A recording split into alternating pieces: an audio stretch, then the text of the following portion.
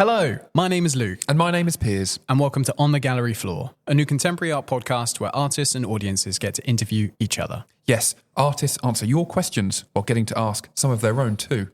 By bringing you closer to the artist and the artist closer to you, we hope to transform contemporary art's reputation from an inaccessible conundrum into an ordinarily relatable experience for all. So, get your questions ready and meet us on the gallery floor.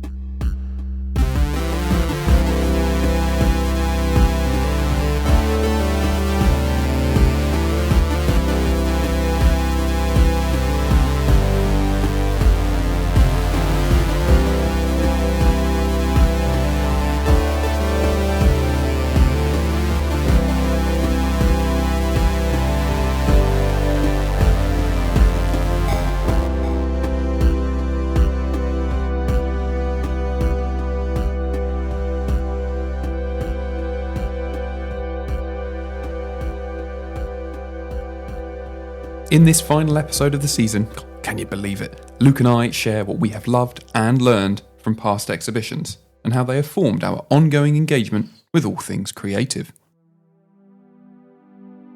We are delighted to be joined once more by our guest artists and curators who have generously responded to our curiosity by answering further questions. Oh, thank you. Lastly, our jostling gallery bowl I've got it here. Listen to that. overflows with audience questions, which for the first time Luke and I get to answer. So, are you ready, mate? I am ready. Here we are. Okay. Shall we start with our first exhibition we covered, which was Anne Talentire's Material Distance. Anne, so long ago. When was Anne even around? That was, I know it was in the winter of, I think it was, Shall I have a little look? it would have been October to like January. I'm just looking on Spotify where you can find yeah, On the here we Gallery go. Floor. Hold on. And December 2022 we released the episode. Gosh, Jesus. Here we are, 2024. long time ago. Only on episode 8. We've been busy. Yeah, you know, slowly chugging them out. But we're here for the fans, Yeah. wherever they are. Well, we were really quite shocked to learn that people from all countries across the world had tuned in. Yeah, So that's that true. was quite a surprise. I think we had Indonesia at one point. Yeah. I thought, yeah, just the one. So to our one Indonesian fan, we Thank say, "What's thank you in Indonesian?" Oh, well, I mean, I wouldn't even know where to begin. No, me neither. But thank you very Yeah, much. thank you very much. And I mean, I'd love to know how you found it. Who are they looking up? That's the thing. We can't see who is looking from where at what. So we just see the stats according to the podcast as a whole. So it's been fun seeing where everyone is listening, strangely. In terms of Anne's exhibition, mate, what are your thoughts today, having spent a lot of time away from it and thinking back, looking at the episode we first began with Anne? Yeah. Was there anything that really stood out to you? I think looking back now, what stood out was maybe, I don't know, how memorable the space was, considering at the time, I think a lot of visitors coming in, and at times myself, were looking at the space thinking, okay, it's, I think because it was so surface level, literally being flat to the floor, it feels like the room wasn't as full as you'd see with other shows that were coming into the gallery over time. But now, looking back, I remember the space being quite commanded by those things in a way. I think it's, very memorable. It probably helps that our picture in John Hansel Gallery advertising our podcast has Anne's work in the background out of focus. But I think listening back to Anne's episode, listening to her story about the screws, or at least the two of us sharing that was a really nice moment where I could share my trauma from Wix, and she would relish in that and share in her screws story from London and how she got those made and found. I think I think I just have a new appreciation for the sort of, I don't know if methodology is the right word, but like her process before the work is even made, going to that person to find those screws, to find the right material for the work. Which she was clearly quite meticulous. Yes. And in terms of your first point on space, I was very struck by the... Is your phone going off during recording? Oh my God. Unbelievable. God, you can't get the staff these days. No. Turn that off. Season 2 won't feature me. Yeah, I think Anne is very meticulous in her approach to making exhibitions. And on your point about space, I thought her work made the space incredibly large. I remember it being a very, and not necessarily, yes, it made the space empty, or it emptied the space out, or it, let me say this, it highlighted or it emphasized the empty spaces around the work she was making. Mm-hmm. And strangely enough, I found it was one of the exhibitions I enjoyed walking around the most because, and I think Anne said this when we talked to her, she was very particular about placing works so that when you entered the room, you either, because I think you couldn't immediately turn right because there was a big work of polystyrene stacks together. So that became like a small wall where in a way you could meet somebody across that wall and almost like a garden fence or something like that. And then you're sort of looking around and you see this big, almost like a huge white long corridor. That's what the gallery felt like to me. And you have a very large drawing on the wall, and then you've got these much smaller works. So she clearly played with size and space. I thought, like, overall, as an exhibition, it very much... I really liked it because it challenged us as employees of the gallery. Yeah. And it definitely challenged the visitors because I think if you really engaged with it, you were rewarded with new perspectives. I think if you had resisted like an immediate impulse to disregard ordinary construction materials and just how abstract and minimal they were. And funnily enough, it made everybody else who we were working with try so much harder to speak about the work, to engage audiences with the work, because it was at times so enigmatic. Mm-hmm. So I think it was a really good test for the general public and people working exhibitions like that. So funnily enough, I think it was a bit of an exhibition-long vocation in how to engage audience members in something that was really, really different. Yeah. And I think just how long staff were still talking about it and discovering new things while the show was on. Well, typically a show will be on for 3 months at John Hansard, and the fact that staff were still thinking about other ways of thinking of the work and how the public engaged, like you were saying, I think is, a testament to Anne's work going beyond the superficial of, it's just polystyrene on the floor, for example. Someone would easily come in and say that because that's what it is to see when you first walk in. But looking beyond that, maybe in layers, like the work, there's a lot more to it. Do you know, I want to add as well that she was an artist who I really wanted to hear more from. Yeah. She was somebody where the work was so enigmatic, and I've heard her, obviously we've interviewed her and we've heard her speak on other platforms, but she is somebody who I could listen to for a very long time, go in and talk about the very mundane, ordinary parts of the work. Yeah. And I would really, we heard a lot about in our episode with her.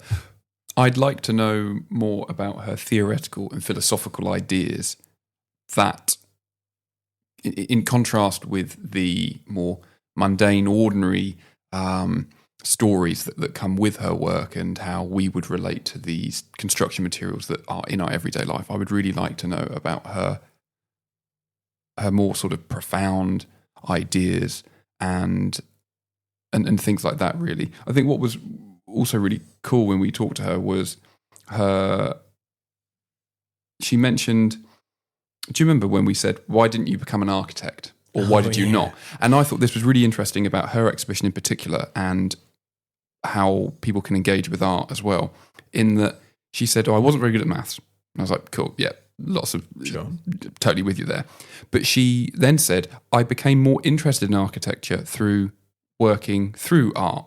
And I think that's really great because, funny enough, my experience was at school, you're given like Frankenstein and you think, why am I reading that? I've got absolutely no interest in reading that. And then I found I really loved art. And then through your own interest, instead of an interest being imposed upon you, you then discover these things. So what I like about that, or what I related to, was what I think Anne is saying is, through art, you can suddenly, or I say suddenly, you can develop or you can further develop or better develop your interest in a subject that you didn't know you were interested in. Like, okay, reading is a pleasure. I didn't necessarily know what books I wanted to read, but now I do through this other subject. So you go the long way around, and I thought that was really cool. I think Billy talks about that as well. Does she? Her episode, she talks about, or at least we mentioned that no one tells you when you're first starting out with your hobbies that it can lead into something far greater than you are seeing it in front of you. Like, oh, if you're just, I don't know, like you say, if you're just getting into art, it doesn't necessarily lead you, at least when you first look at it, down the avenue of creative writing and like looking into literature and stuff. So yeah, we'll get to Billy's episode later.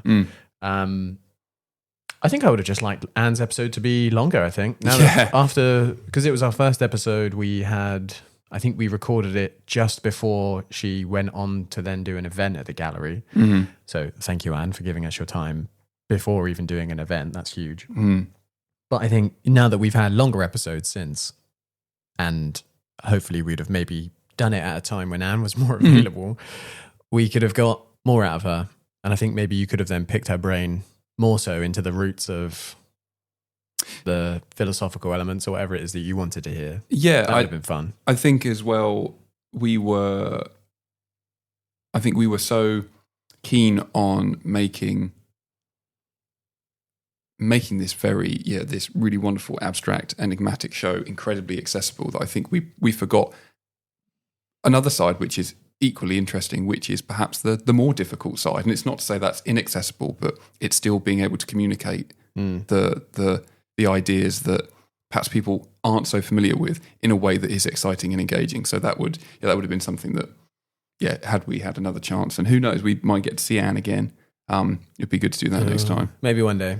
So looking forward to the rest of the episode. We went away for our final episode, and we thought, what better to do than ask each of our guests one more question that has been burning in our head, or something that had come to mind that we didn't get a chance to speak about, or maybe even something that we wanted them to elaborate on that we didn't have the time to elaborate on in the episode.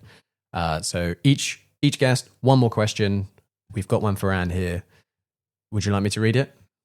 Yeah, go on, mate. What did we ask her? Okay, so we said, Anne, we remember you being fascinated to create work using bespoke brass screws. Is there a new bespoke building material you are interested in working with? So Anne got back to us. Anne was very busy. I think Anne's currently finishing up an exhibition. But Anne had said that she had recently been working with cardboard, which I don't think we saw in her material distance show. No, not at all. And she said it's not exactly a bespoke building material, but with it, she's been using steel corner brackets and stainless steel bolts and nuts. In the cardboard, I wonder? Maybe. Whoa. So, was there cardboard? Maybe there was a really flat one. That might have had cardboard on it. That was like, I can't remember the name of it. There might have been board, but I don't know if it was cardboard. Yeah, maybe. But it does make me think what steel corner brackets and stainless steel bolts and nuts would, because that's like durable industry. Chunky. That's chunky stuff. I guess that's like the contrast between flimsy cardboard. To be fair, cardboard can be pretty robust when it needs to be, if you get like that thick, heavy duty stuff. Who did we have for time after? Was it Charlotte Pozanenska? Yeah. And they made, it was like a big... that's true. I imagine Anne is quite familiar with that name anyway. Anne's been following her exhibitions and punching holes in it. Yeah. But I imagine there's a nice colour contrast there of the shiny steel. I mean, this is my magpie brain coming out again, with the shiny steel bolts, with the cardboard colour. Well, that's if she's putting them together. That's true. Using steel corner brackets with stainless steel bolts and nuts. Oh, yeah. Oh, but she does say, but with it, I have been using steel corner brackets. It does make you think of the screws again. And I'm always quite impressed by the small lettering or the details that you would find on the screws and the nuts and stuff like that. Mm-hmm. Yeah, like the little codes. That's it. Yeah. What is it? 'Cause there's a lot of like all the locks in the galleries have like 305 something, then like a weird little symbol, something like that. All right, mate, don't share the security secrets. Oh my God, that's it. We're going to get broken into now. Now that you know about 305. Oh dear. That's your fault, Piers. Thank God you left. Thank you. Yeah, can't complain about me anymore. So, Anne, thank you very much for your response. Thank you, Anne. Yeah, very much appreciated. But I guess we can move on to David. David Blandy, yes. So, mate, what do you think? Thoughts on Atomic Light? Atomic Light. So I was listening back to our episode with David. I didn't get a chance to listen to all the episodes, so I just sort of picked the ones that were furthest away. When did we do David? Let's have a time scale. March 2023. Gosh. Whew. So, yeah, a good while ago. I think what I enjoyed most is about what he was saying about it being such a family affair. Mm-hmm. I think it's very rare that you have an artist come in with a huge body of work that it's beyond just them as an artist. You could feel that it was a family experience, but not in a way that made it cheesy or I don't know. You hear about like something being a family experience. Yeah, it wasn't like a cringy, someone gets out their family photos, we're all going, that's nice. It wasn't that at all. It was, I think in hindsight, even more enjoyable than it was when we first saw it. And don't get me wrong, there are elements of it that were maybe not to my taste or slightly too long for me, but I'm aware that my attention span can be lower depending on... Well, I want to pick you up on that because this is what I found, because I remember you and David talking, and we mentioned about the length of Soil, Sinew and Bone. Yes. This really long, very, very pretty film that was mirrored and had wonderful music, I think composed by David, and the writing all written by David. And you said, well, how can you expect someone to sit? I think it was like nearly 50 minutes. Yeah. He said, I don't. And then we said, but people have done. What I really liked about David's exhibition and that in terms of time is it seemed to me, and I thought this was very liberating, that when artists put on shows, they're not putting on a big finished ultimate project or product. Mm-hmm. I think he said, and I may be remembering this incorrectly, but I'm pretty sure he said this exhibition for him was an experiment. How much film can I put in one space and test an audience and see, does this work? Do people go, I really respond to this, or was this too much? How do I move around? So... Because we've had it before, at least in the gallery, in terms of like Anya Lewin. Oh, yeah. Her trilogy of films. I mean, admittedly, they weren't boxed in the same manner of there being multiple films in one room. It was one. Oh, no, there was two. Was there two in Gallery 2? Yeah, there was two. Two in Gallery 2, one in Barker Mill. What was the second one in Gallery 2? There was the dentist one, and then... there was the Chez Paulette, and then there was the Crystal Nact one, and then in Barker Mill was the one about perfume, Fez. Okay. I think, he did. He tried to push the limits of what you can have in one space. And that Gallery 2, as much as Anne made the space feel bigger, I think it's in the complete polar opposite, because it was darker as well. Yeah. I think... Yeah, they both tested the space in their own way. But yeah, I liked David. I think my fond memories for David's work comes from speaking with David in particular. And knowing that he's into video games, more of the nerdy stuff that we both like. I think that leaves a lasting impression. And we've got a nice audio clip from David in response to our question. But yeah, I just enjoyed our conversation. I think it was... heartwarming, felt genuine. Like at no point when he was talking about his work or even watching his work did it feel pretentious in a way that I was like, oh, this isn't for me. It just, good feelings all round, I would say. I really enjoyed his writing. Yeah. I think that was. Well, let's put it this way: you could tell that David was working a bit like Anne, although perhaps not physically. Like conceptually, there was a lot of layers. So you've got someone who's writing, doing the music, and then you said he's got his family involved, and then he's going right. I'm going out to was it Sussex? He was filming in. It was by an observer. It was really beautiful because the landscape was really beautiful. Yeah. So then you're going right. Okay, I got to scout out for this. I then got to go to the archives, get all the archive footage. Yeah. And then on top of that, we had in Gallery 3 and then he made a game. So this guy David. I mean, talk about like exhaustive. Like he'd done so much in this exhibition, and then to say, yeah, that was an experiment too. I was like, gosh, this guy's like, this guy's got a lot of fuel behind him. Yeah. Yeah, I'd forgot about the game in Gallery 3. But you could have taken any of those rooms and developed that into one whole. That could have been a whole other like pathway to go down in terms of making exhibitions. Yeah, and let's not forget Barker Mill. I think visually that's been probably very imprinting on my brain. Would you say? Because I thought his films all created, even though they were together and their audio sort of overlapped. I think you had mentioned this in the episode. I still think that they all had their individual spaces. Mm-hmm. Yeah. So when you were watching Child of the Atom, and is it Child of the Atom? Was that the one downstairs? No, because there was another one, wasn't there? I think it was called was it The Edge of Forever? Edge of Forever. That's right. That's right. So in The Edge of Forever, that produced a space, and same with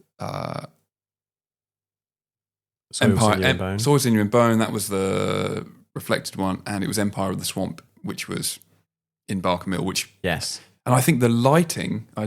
So massive shout out to curation and tech team. Every film seemed to have like a particular color. So I remember the first one, The Edge of Forever. That was very orange. Very sun-based, and then Empire of the Swamp was super green. Mm-hmm. I think that went a long way to and displayed in a way that was unique to each of them. I think. What was the one you just mentioned? What, the last one or the first one? The first one. First one, which is Edge of Forever. Edge of Forever being like the screen was flush with the ground, which made a nice reflection on the floor. That was really nice. But again, that didn't repeat for any of the other ones. So it was, again, unique to that with the colour. And the stools. The stools were coloured. Oh, the stools. Yeah, because we had green stools and orange stools. And grey? And grey stools, yeah, for the black and white footage. Yeah. Mainly black and white. Oh, the stools were good. I think we've still got them somewhere. They're in the gallery. It's just the level of detail, I think. They're being used in Community Takeover, actually, which you can see right now in Gallery 1. At John Hansard Gallery. I think just sort of leaving these little mementos in ways, I think that comes from de-install little relics of shows like the benches, things like that. I think it's just fun. I think it's, That's true. A lot of stuff does get left behind. And people perhaps maybe, apart from the people who work at the gallery, maybe none the wiser that this belonged or this has a history to it. Yeah, and a life after. Mm-hmm. Like, although the work is now no longer on show in Southampton, it goes on to many other places, but some bits stay with us because they can't necessarily travel or whatever. But yeah, I think overall, good warm feelings. David, legend, great talking to him. Absolutely.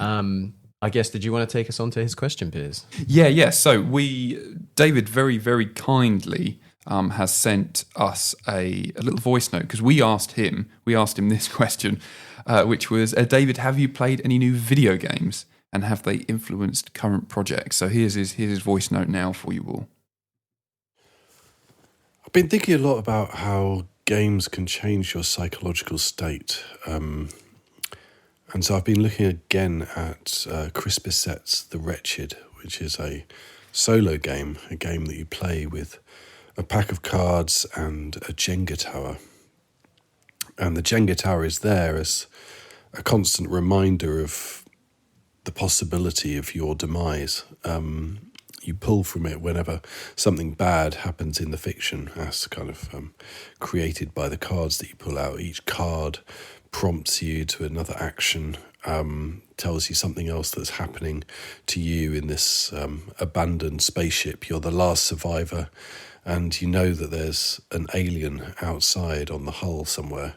And you're investigating the spaceship, you're trying to patch it up, you're trying to survive, but all the time you're taking more and more blocks out of this Jenga tower and thinking, it's nearly the end. It's supposed to be played by recording like this, actually, recording into a dictaphone, recording your logs as you continue your adventure. So you play each of the prompts, you read what it tells you have to do, like fix the reactor field or the engine, or go and investigate a kind of a hole in the hull or something.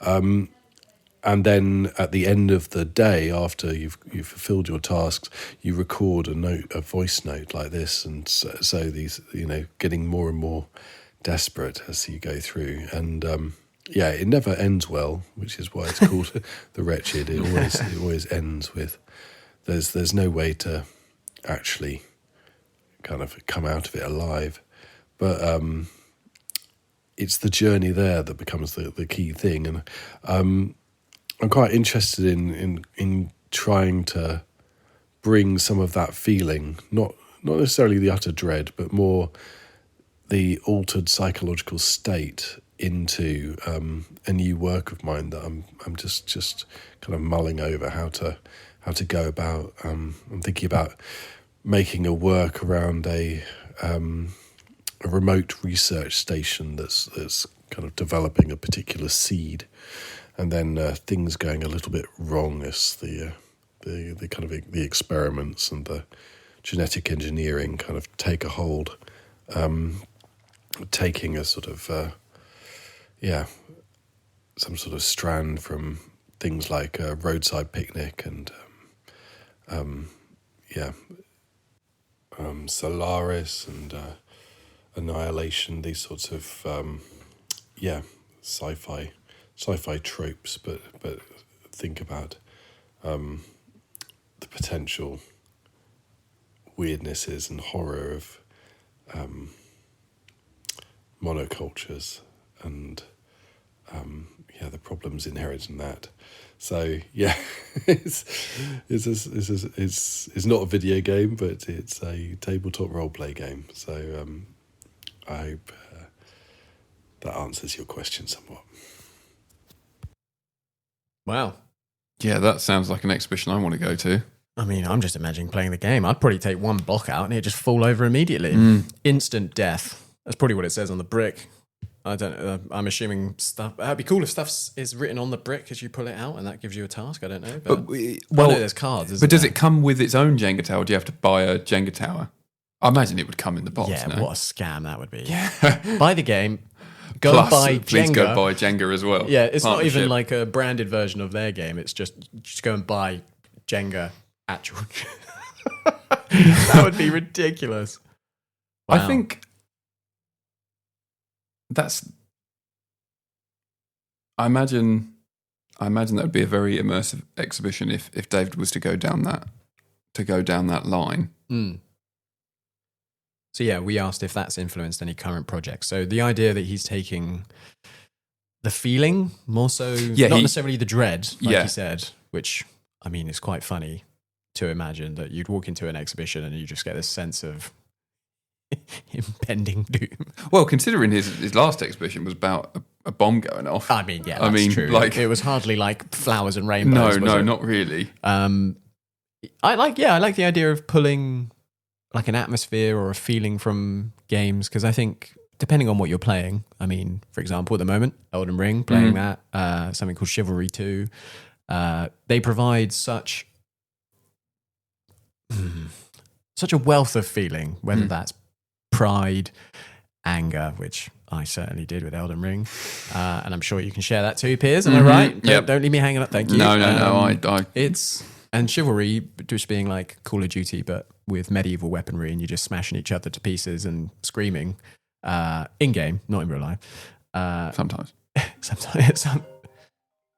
Piers, you're coming out with all of these bloody sounds. It's just you're unbelievable. Who's this? Hello, I'm just recording something at the moment. Who is it? Okay, coming back. Yeah. We reserve our professionalism for our guests only, but when it's just Piers and I, apparently all of that goes out the window. Yeah, Thank you, Piers. That'll be cut. What were we saying? I can't remember what I was saying. You were saying about... you were talking about... it was Elden Ring and... Chivalry. Yeah, Talk just about providing different experiences. I think you come away from those games when you sit with them after a while and you're left with a certain, I don't know, memory of playing it. Mm-hmm. And it's whether or not you take that away into influencing work or if you take the feeling while you're playing it away. I guess the one that you get while you're playing it is more primary in that, okay, I'm feeling that. Like when we were playing Elden Ring for the first time and it was that sense of scale, exploration, things like that. I would want to take that into a new experience personally, rather than the anger from not being able to kill the boss. Do you know what I mean? Well, then I guess there must have been something in the experience of interacting with a form of media, which would be this tabletop game for David. And, well, I'm assuming trying to emulate that or simulate that or bring that to an audience, but it might not be one for one trying to recreate his experience, but something of maybe that was just it initiated something or inspired something for him so that he gets to a psychological place that then can be the beginnings of an exhibition. So it might not be, because I could 100% imagine him creating a work which is all of these logs. Because he had mentioned, didn't he? He mentioned he liked Resident, or this may have been on the podcast or between Luke and I, Resident Evil diary entries or little information sort of snippets you'd get in games like that, even in Elden Ring and stuff. So, yeah, maybe, and that's the thing. Sometimes, like just going for a walk or watching a film will inspire something, and then that can hopefully be delivered in something creative. But yeah, well, once again, David, thank you for your recording. We really appreciate it, and we look forward to new work. We do. I mean, the game, The Wretched. I'm more intrigued by the audio log side of it than anything. I think that sounded really cool. Yeah, that is cool. And then, me of Avatar a little bit. But what do you do with that? Like, you've got all of these. That's why I think I would love for that to be presented. But then everybody gets their own chance. Yeah, that's true. Because that means you would have a. Yeah, what do you do with it after you've finished the game? I wonder.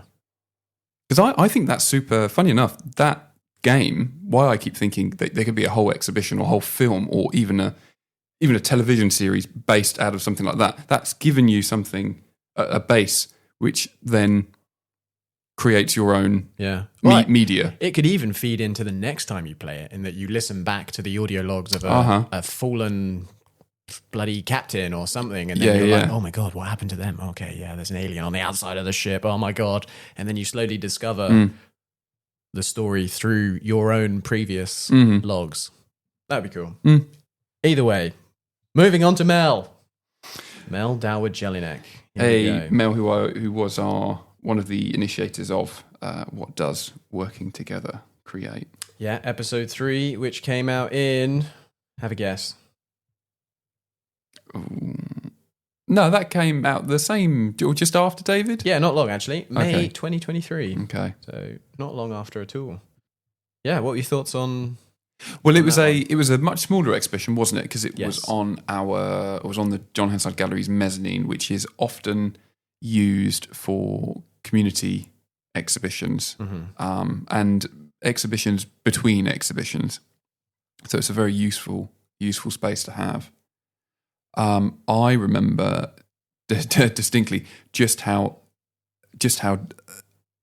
intricate and complex it was to put up.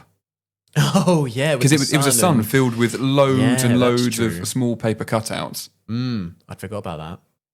literally, until you'd said that, I'd forgot what it even looked like. Wow.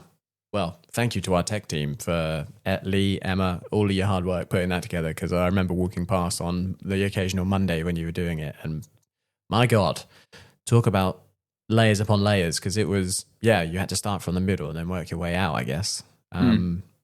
I just fondly remember all of the weird imagery that was on display, just really strange things, but in a way, it was put in a way that was far more, what's the word?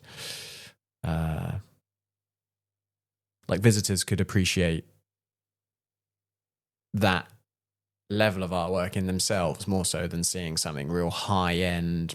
My God, that's completely unattainable because they've got some huge grant to put together a huge sculpture. This was made by students in college. It felt more is accessible the word? Accessible is the word. Because that was the whole theme, wasn't it? Like our podcast episode with them was so centered on accessibility. Yeah. But I'm thinking about this, what does sort of accessibility mean to you? Because I've given this a little thought, and I want to sort of know, because I think it's a word we chuck around like mad today. Oh yeah, fling it around and hope it sticks. Yeah, but like, what does it really, when you, what's an accessible space for you? What does that, how is something made accessible for you? Well, how is something made accessible for me? I mean, I need to obviously address the fact that I am able-bodied. I'm not limited by steps, for example. I don't have to use a lift, or I don't have to come in on a flat surface, that sort of thing. So I need to sort of try and widen what I would class as an accessible space, rather than just knowing what's accessible for me in particular, if that makes sense. Because as it stands, all places are accessible to me because I don't have any of those challenges that other people face on a daily basis. And that's something that I really enjoy hearing from one of our members of staff at the gallery, Jean-Marie, who says that the gallery is one of the most accessible spaces she's been in. Admittedly, we have some frustrations with the till, but, can't be perfect. And we are working on that. But I think what makes a space accessible to me is the freedom to move without restriction, I guess. I think as much as visitors might come into the gallery and think, oh, I need to go in a certain order, or do I have to speak to people while I'm in there? We don't impose that on people. I'd like to think that people can come in and experience the spaces as they please. Obviously, keep your hands to yourself and don't touch the artwork, because as much as we would like that to be an accessibility feature for everyone to manhandle the work, unfortunately we can't do that. And you're not allowed to do that anywhere unless it is part of the work that you're allowed to touch it. And that can be confusing, because we've had it before where people are like, oh, well, I can go and I can touch stuff in the other gallery. No, you can't. Okay. You're not in the other gallery at the moment. It's interesting you have thought about space and physical movement. Yeah. Because I think accessibility has within it availability. Okay. Because I think it's good if staff are very available. That's not necessarily saying you want, like in Lush. So you want staff to be assaulted. I'm talking like... Have you thought about buying a bath bomb? But I think at terms of the front of house at John Hansard Gallery, they're incredibly available, which means... And I think... having resources available to you, whatever that may be, I think makes a more accessible. Okay. Because then I think space is affected by how available staff are. Yeah. And then you start thinking about what resources are available, such as, can you get a gallery guide? Can you get a more accessible guide? And I toss and turn with the term accessible, because I think it is sort of chucked around too much. I really do think availability is good. Do we have a language that is available to us? So we're not writing in Oh, I see. Hoity-toity, terrible art writing. Because that can be totally impeding on someone's experience. If, like I said, like I was thinking, the space may be accessible, and free to do whatever you like in there, without hinders. But you then go up to the text, and it's some baffling waffle, and you're like, I don't even know what that's talking about. I can't even read the first word. That is not accessible. And I see exactly what you mean there. And the availability of staff, I totally get it. Because you might be sat there thinking, oh my god, I don't know what this means. Should I be doing something to make this a better experience? That's where the staff are there to speak to them about their own experience. Maybe they have more knowledge about the artist's intentions.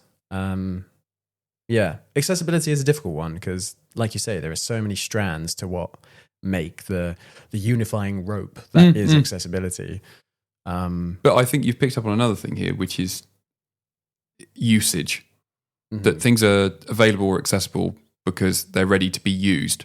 And when a general public member cannot come in and use a gallery, as in, I'm going to use this to discover something, or I'm going to use this to relax, or I'm going to use this to something else. If it cannot be used, either to learn or just to add, then it's not accessible. Because it should be a place where, no matter what, you use it for your own, I guess, development gain or whatever. I guess then you could start saying within reason, but who knows? Some people come in and do mad performances. Yeah. It's a public space to be used, and who's to say that the way you use it is right or wrong in some sense? To go back to what we asked Mel. Yes. And then we have a voice note from her. We asked, Mel, have you been to any galleries that impressed you recently and why? So here we go. Let me just play that for you. Hi, Piers and Luke. I just wanted to tell you about an exhibition that impressed me quite a lot. It was 6 months ago, last December. I was in Edinburgh and I went to the City Art Centre where there was an exhibition on called Deep Rooted. This was a group exhibition which had work by 8 different contemporary artists, and it was all about exploring the relationship between people and the natural environment. They used a variety of media, and some of it was looking at kind of ecological issues, and other artists were looking at how there is a fragile coexistence between us and nature. So the artworks were focused on trees, and plants, and how they help to sustain the existence of humans and other species, and about how our relationship with the natural world is hanging in balance. But it was also about showing how many spaces there are for people, even in cities, with gardens, allotments, some wooded areas and public parks. And kind of the essence of the exhibition was kind of partly about fighting climate crisis and also about our need to change some of our, what they described as deep-rooted behaviours. But yeah, it was really interesting and lots of really interesting pictures of different trees and plants.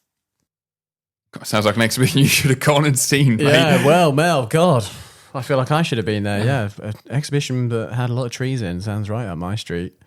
That sounds great. Deep Rooted is a great name, I think, as well, especially when it's sort of establishing that a lot of these issues and sort of world-changing events, things are so deep-rooted that we're trying to sort of scramble out the hole that we've made as a species in a way. But I have faith in humanity in many ways, but we can scramble out of the hole potentially, or just build a really scientific ladder and shoot out into space. Oh, that'd be cool. I think the Deep Rooted exhibition Mel went to see has similarities with the with the exhibition that she was able to put on at the gallery. And I think it all sort of ties back to our point on accessibility. Like she's talking about deep-rooted problems. Yeah.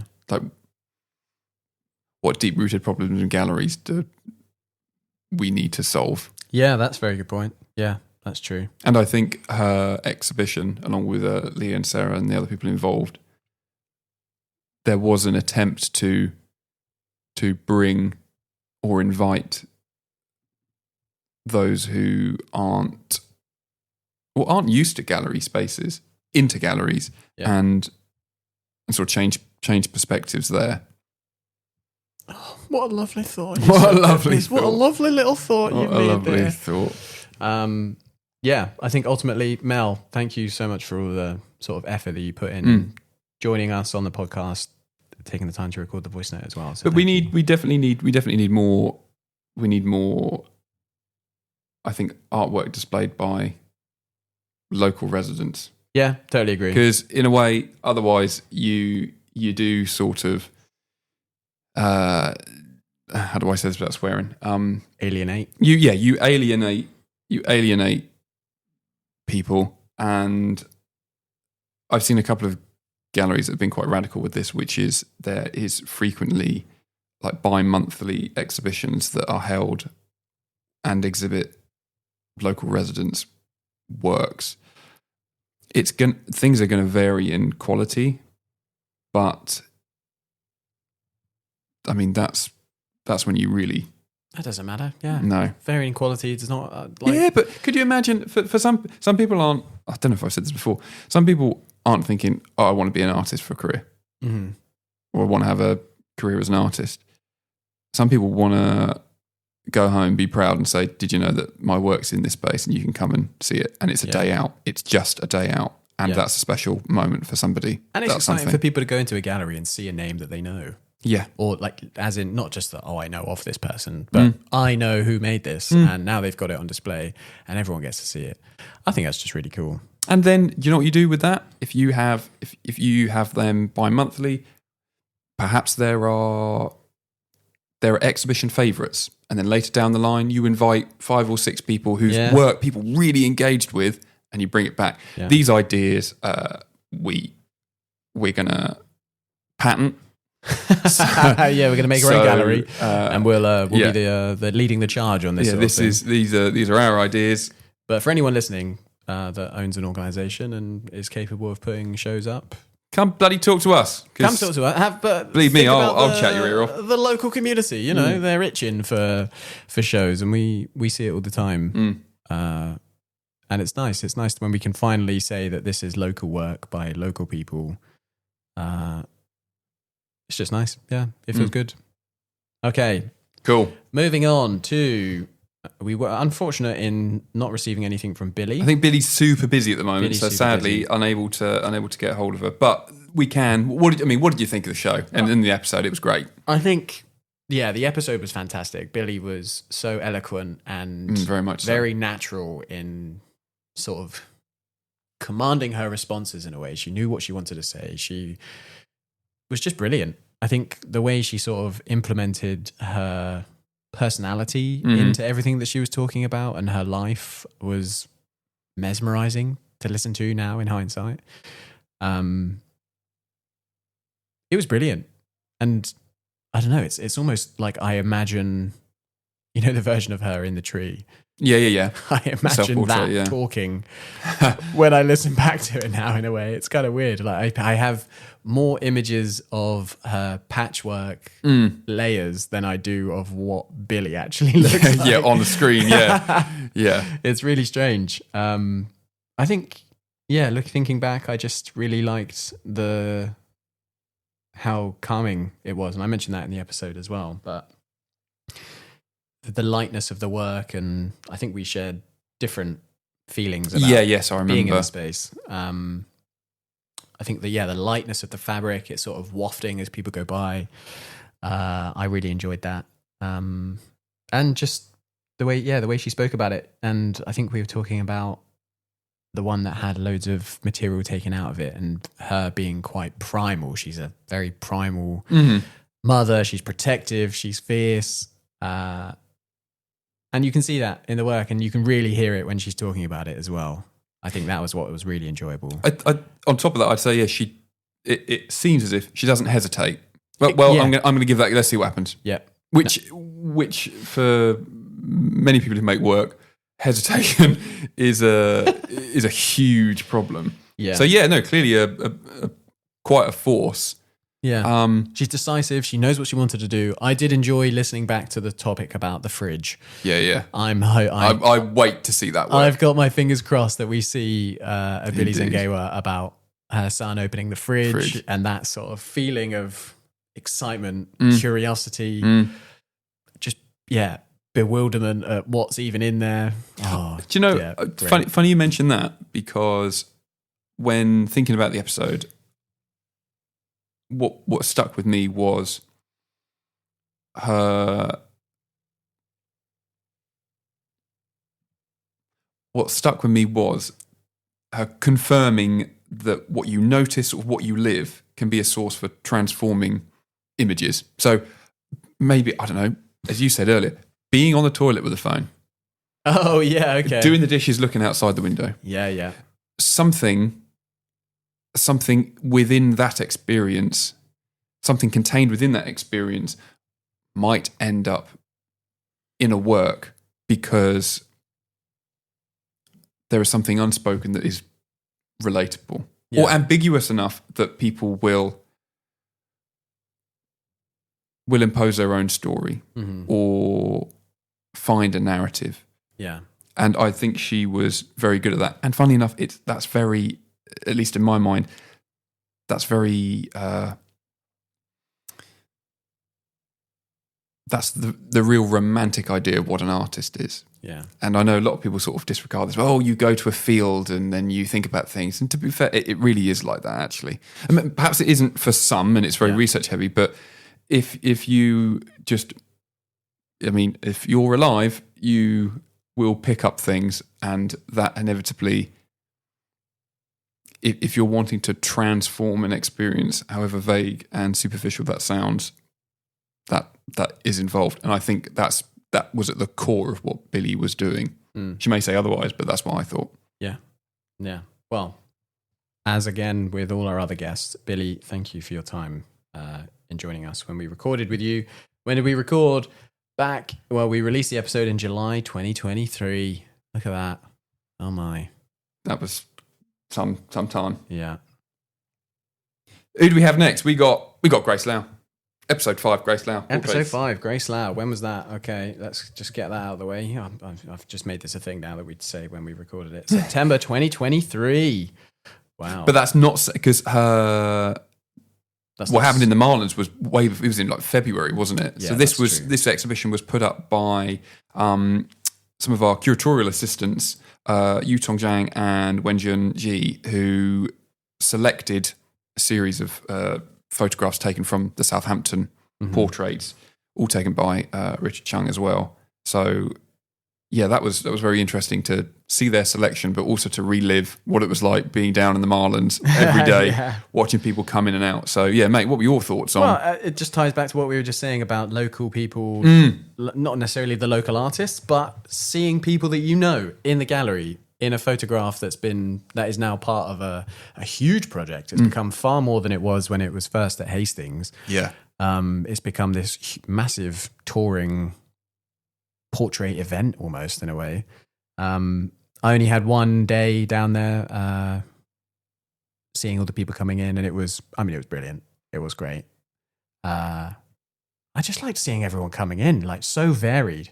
And it wasn't because I know that in some iterations it went on and it potentially had a paywall behind it as well. And I think that may have applied a level of preparation from the visitors. And I think that wasn't there in Southampton. No, not as natural. And it was far more genuine in many ways. Don't get me wrong. People were aware and they'd be like, oh, okay, I'm going to come back in 2 days or whatever. And they might have brought a pet or they might have dressed up for the occasion. I totally get that it wasn't solely unknowing victims, if you like. But seeing that level of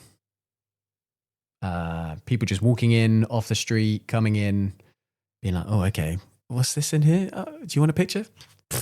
Yeah. why not?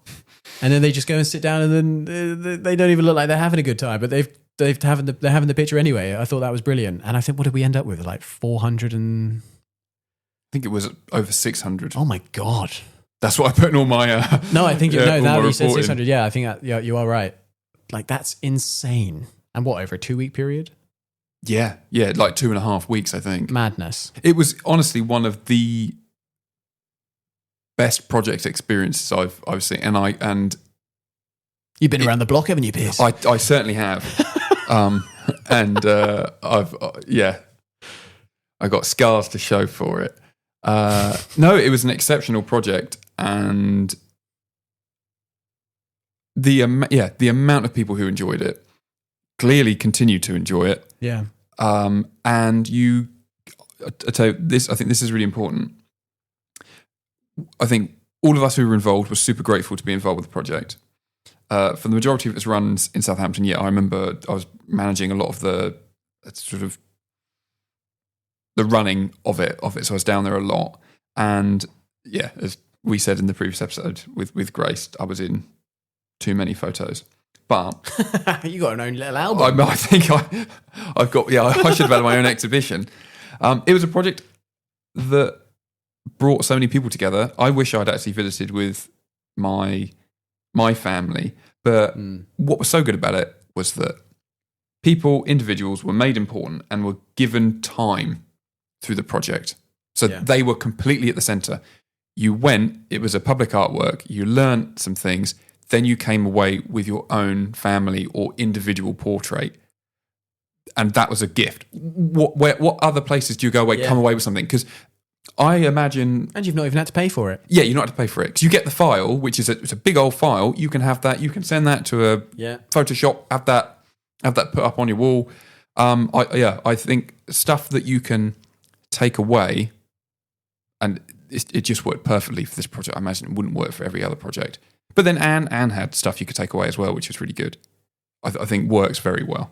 Yeah. So massive props to Grace and everyone involved there. And I don't know if we spoke about this when we released the episode with the... we have sort of like album covers for each episode. Oh gosh. The Grace Lau one, we unfortunately didn't have the foresight to get a picture with the three of us at the portrait studio, so I had to Photoshop like 3 different pictures together in order to have me, Piers and Grace in the same photo. So if you go back, have a little zoom in on the feet. Because you ain't got any feet. I think you've got 3 feet. There's also a rogue trainer in there somewhere from someone. Oh, it's not that bad. It's not that bad, but it's just funny. I think because people will see that and be like, oh, look, they took a picture. It's just, I think, a funny little behind the scenes that we had to splice all those pictures together, and I think it worked brilliantly. I would 100%.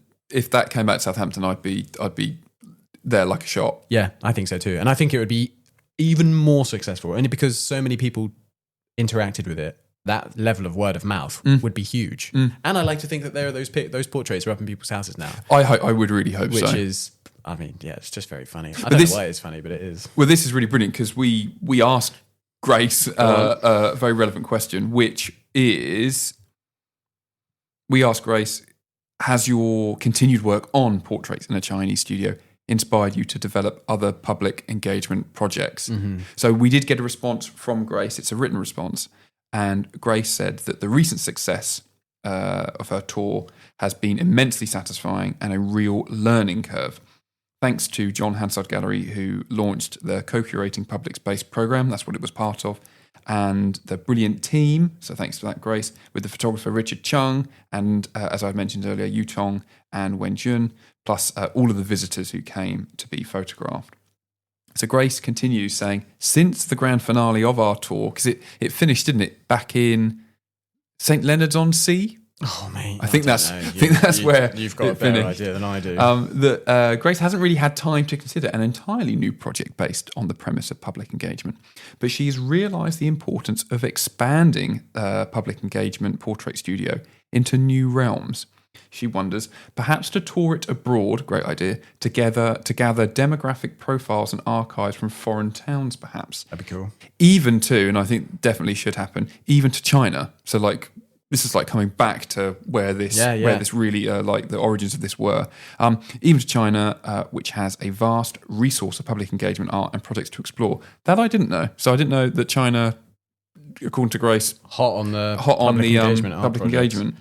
Having always worked with my own frame of public engagement, this is not a new concept to me. It excites me because of the unknown possibilities and expectations involved in terms of relating to an unknown public and achieving unknown results. I mean, that's going to happen, isn't it, in public art? Well, anything with a public, anything can happen. You're not going to know what's going to go on.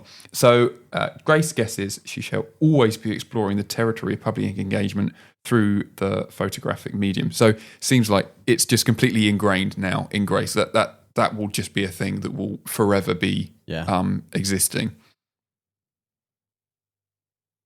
I think Portraits in a Chinese Studio did set a very good precedent for highly engaging public art projects. Yeah. And Grace is someone who I think is going to be very difficult to follow. Like I don't think another photography-based public engagement project that's really similar.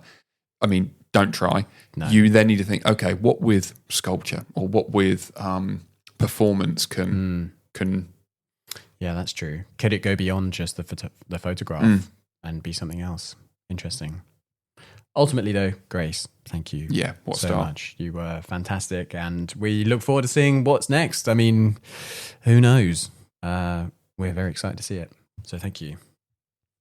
So moving on, our next episode was our first episode outside of John Hansard Gallery. Oh my God. I know, at Southampton City Art Gallery with the wonderfully talented and wonderfully generous Julian Greater, whose exhibition was Arctic Mirage. What an exhibition that was. Mate, what was your sort of resounding thoughts about that now we've spent some time away from it? Yeah, well, I think when I think about what I'm immediately drawn back to, it's probably just the paintings are what stuck with me the most, and maybe biomarkers as well.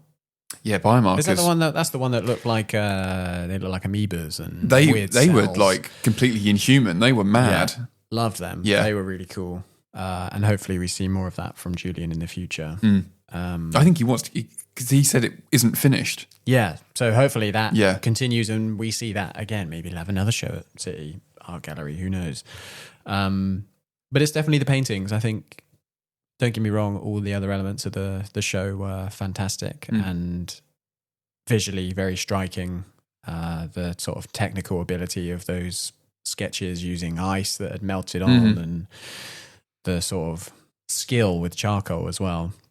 Yeah, very incredible. Much so. But I don't know. As someone that is very much an enjoyer of the landscape, and I like those vistas and sort of feeling what that space is, if that makes sense. Yeah, looking back on those images of, or those paintings of the Arctic, just left such a cold memory in a good way. Like, that's what it was depicting. That's what I remember. And those blues as well. Do you know what it made me think? Because, they were all all the paintings were installed in one room. Yeah. What would it be like to encounter just one in one space? And I'm as in, you're not surrounded by the paintings, but you are just with one. Of course, you have a little bit of that experience, but they were so intimate. I wondered what it would be like to even push that intimacy even more. How would that change for you then? How would that change for me? I think it would make the pictures appear even larger because they were big. They were big canvases. They were big, weren't they? They were big canvases, and I mean, I like getting very close to work, as in pressing my face up to the work. Not allowed to do that. No, well, I do. I do. I'm always God. looking. I'm one of those people that people scoff at galleries when I'm looking at the corners of canvases, and people think, "What pretentious? What are you doing?" Ass crack. Dog-eared corners, perhaps. Yeah. So I'd love to be in just a room with one of those and nothing else. Which one would you choose if you could only have one? Which one would I choose? I really liked learning to carry the dead. Oh, is that what it was called? Yeah, and that was Wow. one of the ones with that wonderful blue and the sort of the ice just moving away. They were incredibly painted from like top to bottom, and they were different from the top and different to the bottom. And Yeah, what a great name. Wow. funny enough, the paintings aren't the things that have stuck with me the most, though. Go on. Yeah, perhaps controversially, as obviously painting and drawing myself as much as Julian's paintings were exceptional. It was not the I'd say the real, the sort of conceptual side of the work, which is Julian as the artist painting and all of these ideas coming into the painting and the drawings. Funny enough, it was my experience of the photographs as documentation. And I was like, do you know what? I really would love to go out and do some more photography. Oh, yeah. Since going to Cornwall, armed with a disposable camera. You and this Bobbin Moore. I know, this Bobbin Moore that has left a deep impression upon me. I have not I've been deeply changed since. I think his exhibition was so extensive, and it showed for me that this incredibly psychological show had this reality to it too. Oh, there are these real ice sheets that I can see. There were these real dogs. The scale was real as well. So Julian's the pack ice photo, which I think was one of the first photo you go in and see. Yeah, that stuck with me. So yeah, because you see the paintings and they have such a feel to them that you're like, oh, this must be dramatized, or you almost can't believe it's real. And then Yeah. you see these photographs. I mean, you can debate what is real and sort of what isn't real and what our concept of being real is. But yeah, to see something like that impressed upon a photographic paper and it being materially real, it is quite strange. Did you find that too then? Yeah, I think just knowing that what you're seeing in the paintings is not so far from the truth that it's like this glorification of the environment. That is basically what it's like. I mean, the way it feels to look at the images is probably how it comes across when you're there. Like, imagine being whipped around and like the sound on your ears. I'm trying to imagine like the wind and all of that. But the thing with the paintings as well is that they would have been painted, I assume, after and away from that environment. That's Whereas true. the photographs come directly. It's not to say Julian, I mean, when Julian is painting, all of his memories, all of his experiences are there in him. He's the almost like the camera with the film inside him. But the photographs were there at that time. I would enjoy a video of Julian painting in the Arctic with his paints and brushes he's trying to like frantically hold on to them. You say that. I could imagine an artist film of Julian just walking through that'd be spaces. cool. I would love that. Yeah, that would be good. There you go, mate. That could be your next project. That could be my next project. Curate that with him. filmer, just following him around. Get permission first. Well, just I'd love to see. I don't know. I wonder. Julian's everything he seems to produce is so wonderful. I would love to see like a Super 8 film. You don't really see many like crazy Super 8 films out in the Arctic. I'd love to see that. I'm getting what's that documentary with Canuck? It's like a really old documentary about Go on.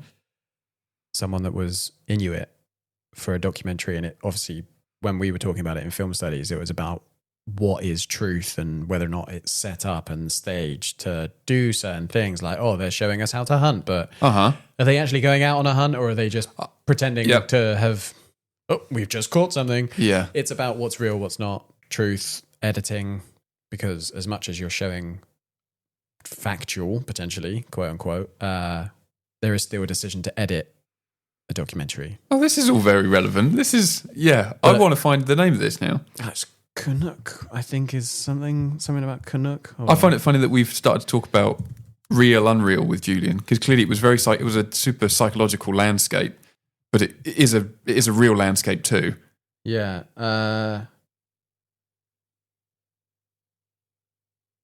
Here it is. Canuck Uncovered. Oh wait, no, that's something different. That's documentary now. It is to do with Canuck. After parodying some of the best documentaries in American history, Burt Pence gives an insight into the documentary Canuck the Hunter, which tries to separate reality from fabrication. Documentary Canuck. We're going to have to send this link to Julian. He probably knows of it. Or probably, no doubt. Guaranteed No doubt. knows about it. But yeah, there's some... you mentioned the Super 8. That's now just come to mind about Canuck. I know it's got its own controversies around... I'm sure. Like, what's the word? I can't remember.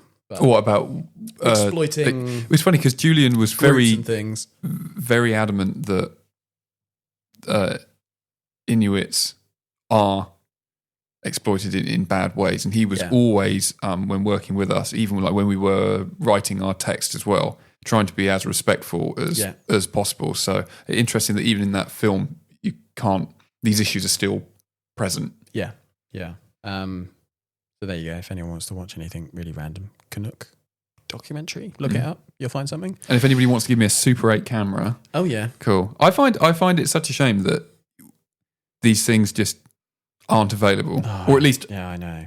Well, you would know it as a photographer, having all the super cool old cameras. I mean, even if you were to film something on Super 8, I mean, we had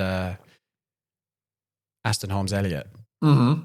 They did a body of work on Super 8, and the sort of the trials and tribulations behind getting that developed sounded horrendous. Yeah, and they learned it all on their own, I think, or at least with some help. But they did all the developing. I remember seeing, I don't know if the footage is in the film or maybe they just showed me stuff behind the scenes of actually developing it. Looked mental. Like, I think the film spools for photography can be pretty wild, but this looked...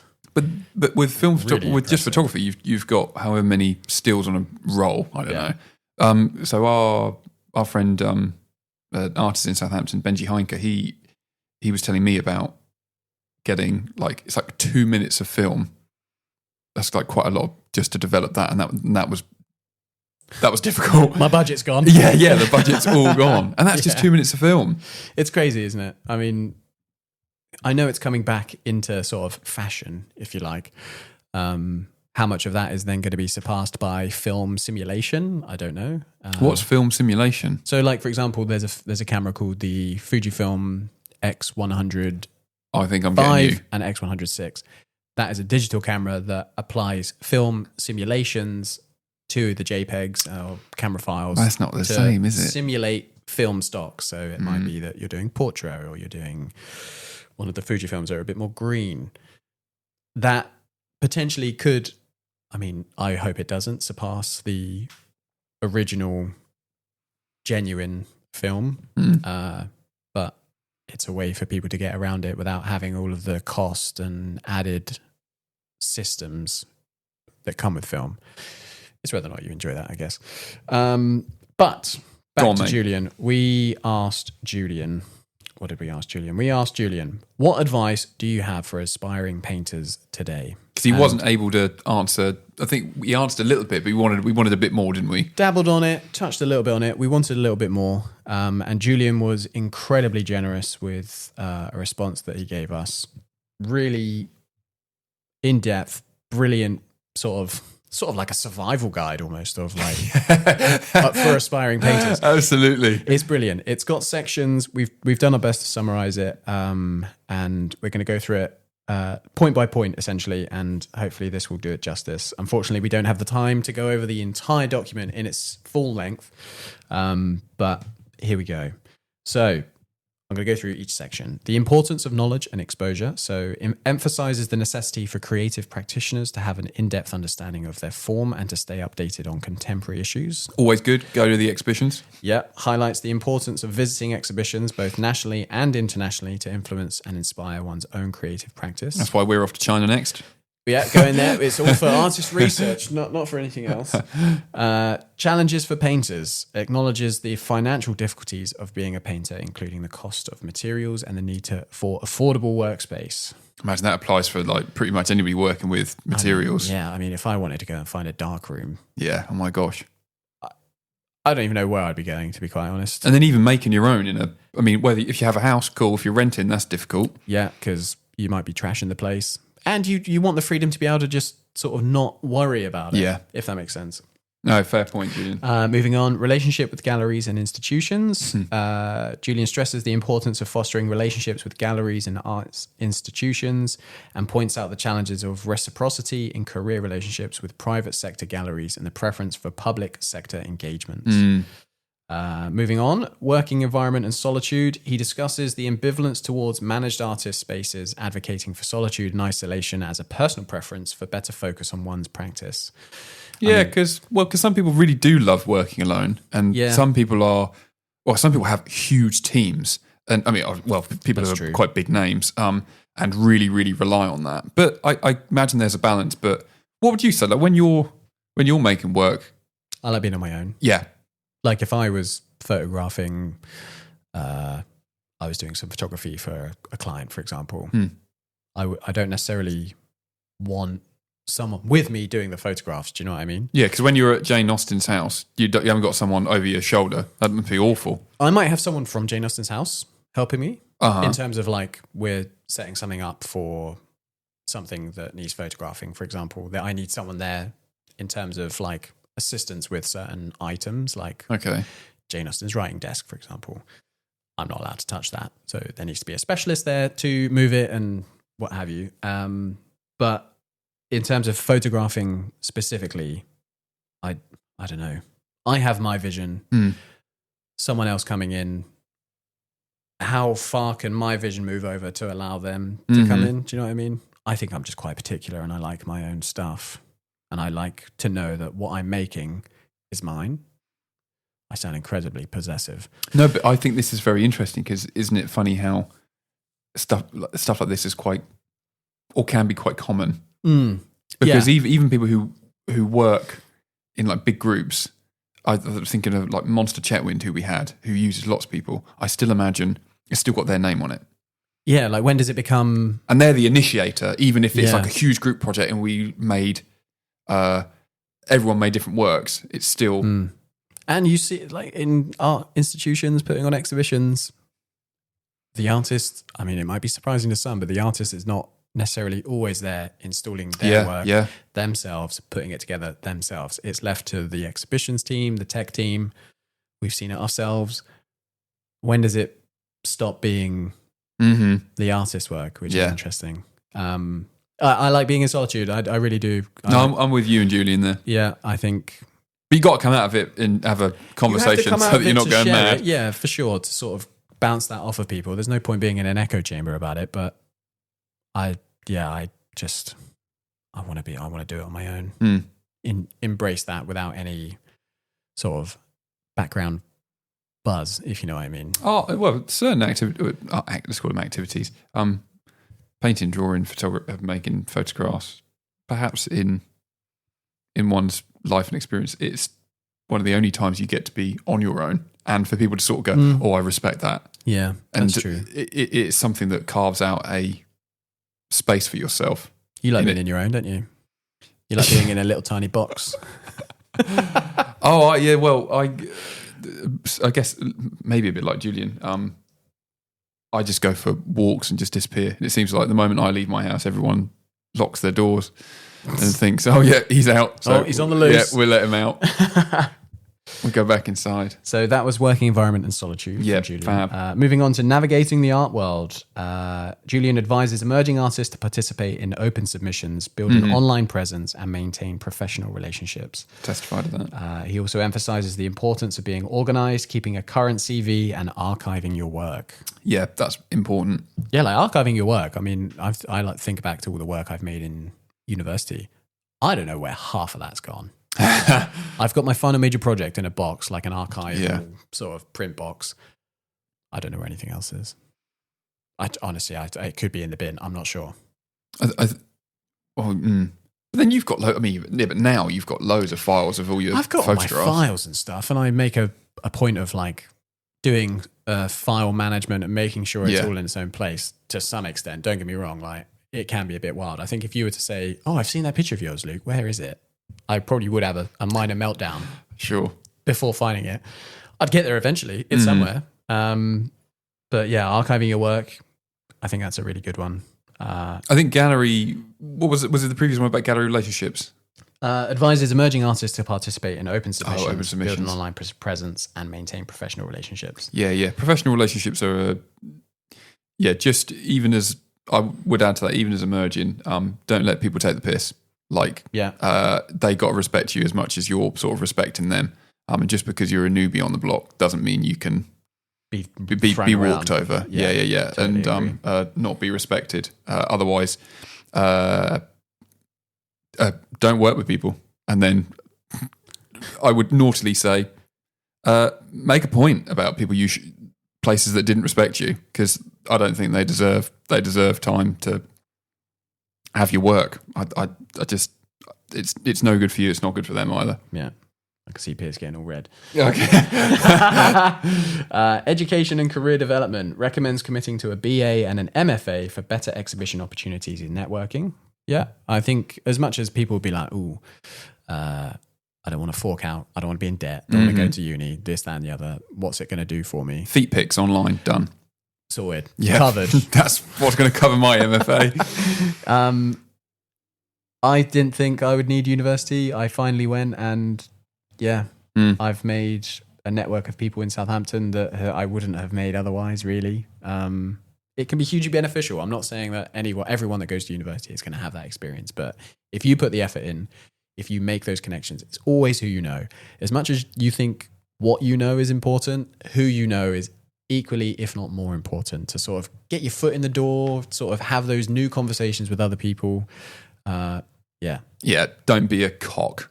There you go. Yeah, there's plenty of them in the art world. We don't need any more. What else have we got? So mentions the importance of post-educational survival knowledge and the significance of MFA programs as well. Motivation and routine. Julian encourages self-motivation, dedication, and implementing a set routine. I think that's huge. That goes beyond just doing art, I think. Yeah, big time. And warns that the art industry is tough and self-worth will be self-determined. Yeah. Which, completely agree. Marketing and sales advises early marketing efforts post-graduation and working with private galleries for career promotion, and discusses standard commission rates, the importance of career partnerships with galleries, and the need for keeping personal sales records and handling taxes. Gosh, yeah, that's the... well, you know about that because of all of your private photography I'm sure work. Anyone listening that is self-employed in some manner is well aware that doing your tax return at the end of the year is horrendous. You're going to have to show me how to do mine for teaching. I got no clue. So enjoy. Cash in hand, mate. There you go. Oh, if I tried that. Out the window. It didn't work. Tax returns. Get on it. It's far better than it used to be in terms of the system that you have to use. My God. I've done a fair amount of stuff on the internet in terms of filling in documents or applications, putting in information. The tax return back in the day when I started doing just even a little bit of self-employed work was the worst thing I think I've ever done on the internet. It was awful. I had hair before I started doing it. Let's just say that. I think mine's going to go when I submit this. That'll be the final nail. You'll be filling it out and like, oh God, it's coming out. Oh. I look forward to it. Filling out your tax return does not cause hair loss. No, but may contribute. Marketing and sales. Early marketing efforts post-graduation and working with private galleries. Oh, my screen's gone off. Private galleries for career promotion. Discusses standard commission rates, the importance of career partnerships with galleries, and the need for keeping personal sales records and handling taxes. I've already done that. You have. Okay. Again, I said that twice. Continuous learning and innovation. Stresses the importance of staying updated with visual arts, journals, and publications, and encourages focusing on the micro aspects of the art language to innovate and keep one's practice relevant.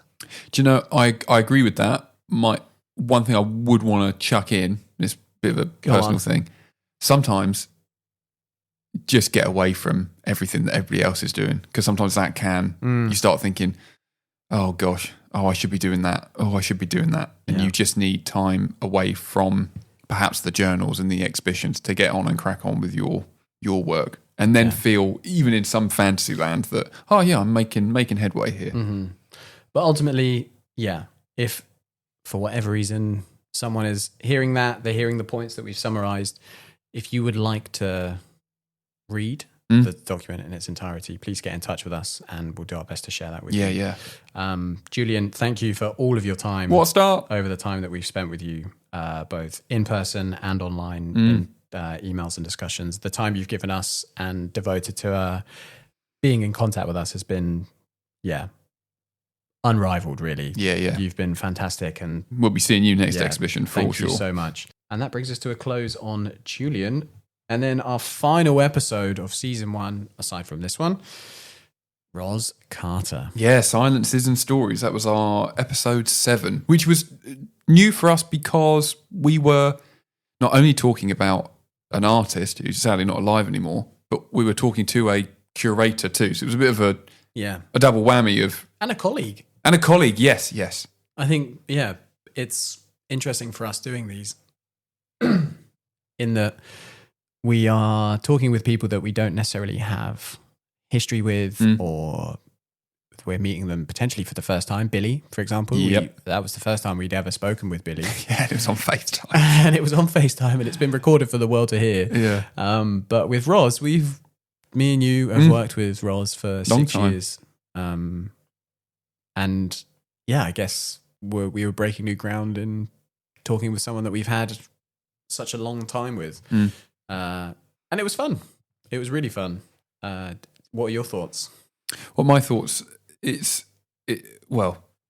strange, isn't it, to be sat opposite someone on a desk and then actually have a really in-depth conversation and have the time for it, because curators are clearly very busy people. It isn't just, I get to put up some nice artwork and then that's me done for the day. Like the amount of admin that is involved. Oh my God. And Ros was saying, like, the amount of research that's involved, and Huge. And as Julian was just saying, the amount of preparations and visits you have to make as well, which Ros was stressing in the episode. So I think that will, I think the administration side of what a curator is like, perhaps the not so romantic side sticks with me, but also her advice of, it's not quite you make it up as you go along, but there was a lot of decisions that have to be made, for want of a better word, dynamically. Mm-hmm. Not everything is meticulously planned and then rigid, but things are planned, and the plan is something, as Barbosa once said in Pirates of the Caribbean. Oh, God. What was it? Pirate code is like guidelines. I guess a curatorial plan is a guideline. Do the and accent. then you work. Do you want me to do my Barbo? Yeah, go on. Yeah. Oh, brilliant. They're more like guidelines. Oh gosh, I think I did Waluigi. Is he Scottish? No. What? Let's get Jeffrey Rush on here Does next he have time. an accent in Pirates of the Caribbean? I think your accent was pretty good of him. He's all More like guidelines. That's What accent is that? It's almost moving into like West Country, but it comes back a little bit. I see.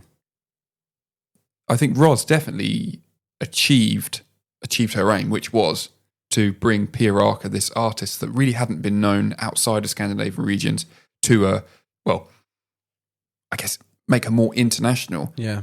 By having that exhibition, I've certainly researched her and been very inspired by her works, particularly very, very small photographic work. So curation can have a big aim to it. It's not always about putting on a nice show. Sometimes would you say there's a political aspect to it? There's a real driving force. It's because it's about change instead of something you could do on a Sunday. Yeah. What about you, mate? I think for me, the thing that I've taken away, and this wasn't necessarily intentional for Ros, and it's just sort of like a personal reflection on the Piers Arca show, is that working with Ros and working with them for so long as well, we've seen the hours, the time, the dedication that she put into the show. And I know that this isn't something that she wanted herself, but I've come away from it now having this sort of like synonymous. I think of the Pierre Arca show. I think of Ross. Yeah. And that's a wonderful sort of feeling in a way, because I then think about how cherished and precious this was for someone else. And it's just really, it's a special one in a way. It's hard to describe it fully, but having that feeling of knowing she worked so hard and wanted to share this person with everyone away from the Scandinavian region was fantastic. And I really enjoyed the show in many ways.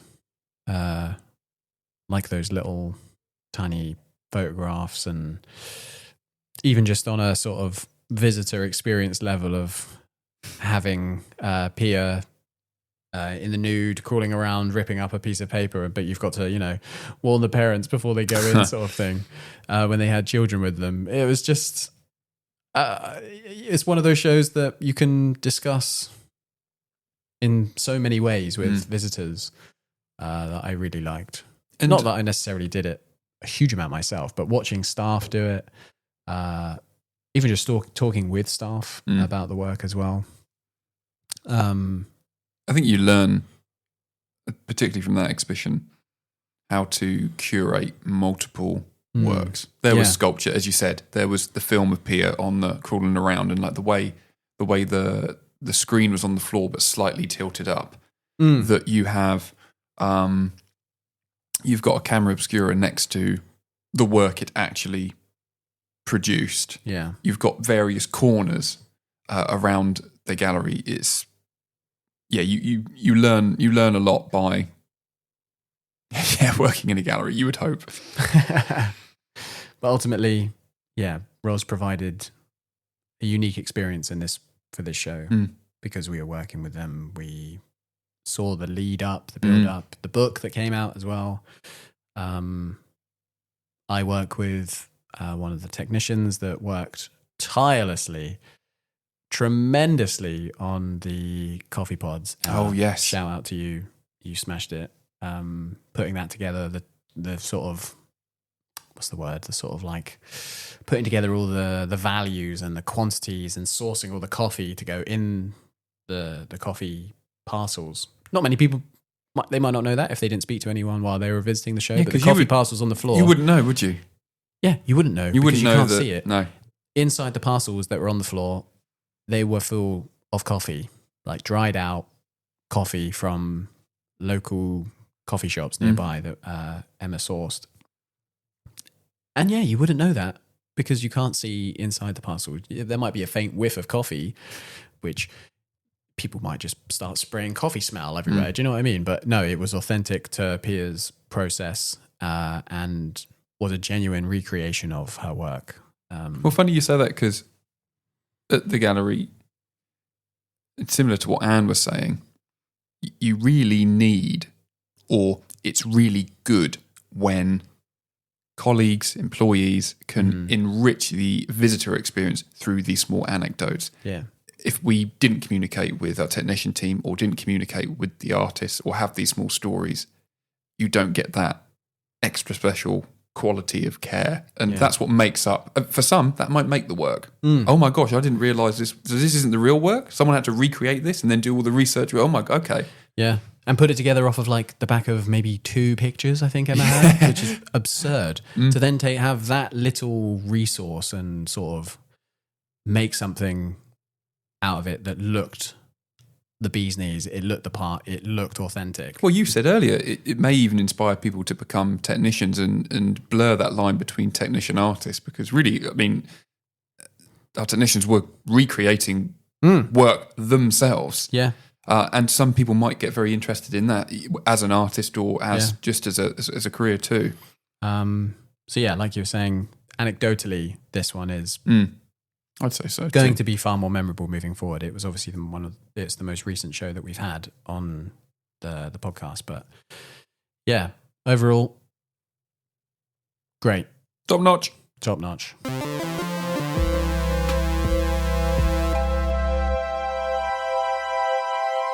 So here we go. This is the final part of Can you hear it? of the season. This is when we take questions from you, our audience. Oh, yeah, the bowl's here. I've got the bowl. I'm holding it in front of Piers for our listeners. Right, shall we go for the first question then? Yeah, go on. Get Right. in. Jostle it around. Okie dokie, here we go. Well, people will think this is planned. How did the podcast begin, and what is your origin story? And that's from Ash. Oh, Ash, thank you. So that'll be an interesting one. Right, go on then, mate, because it really sort of begins with you. It begins with me a long time ago. How did it begin? So I had the idea for On the Gallery Floor maybe a year and a bit into working with John Hansard Gallery. Funnily enough, there was an interview series called Face Invaders, I think, there's a Radio 1 presenter, Matt LeBlanc. Not sure. It could be Matt LeBlanc. I know it isn't, but it could be. He did a series called Face Invaders, and I remember him interviewing Kesha, for example, and he literally, their tips of their noses were like almost touching. They were that close to each other, and they had an interview series like that. This is how we interview. Yeah, we're currently tip to tip right now. Nose tipped. In many ways. And I really liked that because it was so different. It sort of encouraged a level of interaction with the guest that you didn't get from other interviews. And I really liked that. So I was kind of just sat there thinking, wouldn't it be cool to have... I mean, I knew of that show ages ago. And then when I started working at the gallery, I thought, oh, wouldn't it be great to have like a video series interviewing the artists as they come in? Because they come in for changeover, they come in for meetings, whatever. And you could nab them, have a brief little conversation. And my sort of gimmick or unique premise for the interviews was going to be on the gallery floor. We would have been laying down on the floor in the gallery space, surrounded by the work. And we wouldn't have been looking at each other. We'd have been looking up or looking around the space to sort of break down that barrier of face-to-face, looking at each other, maybe feeling awkward to speak freely. And that was the original idea for On the Gallery Floor, being on the gallery floor. And then it went into hibernation. I never mentioned it again. I think I mentioned it to... I don't know who I mentioned it to. Louise Coysh, Jess... the other duty manager, someone else, and didn't really speak about it. And then Piers, you somehow found out about it. I then found out about it and thought, gosh, that sounds great. That should happen.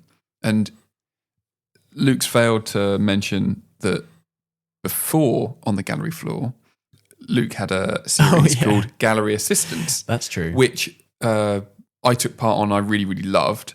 And when I was told about this On the Gallery Floor idea, I thought, well, the gallery at the moment doesn't have an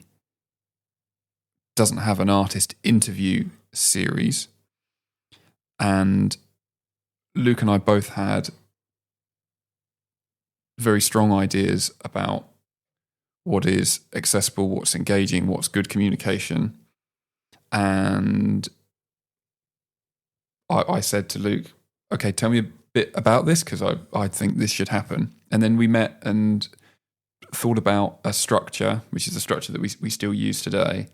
And yeah. Here we are. Yeah. Anything I missed? No.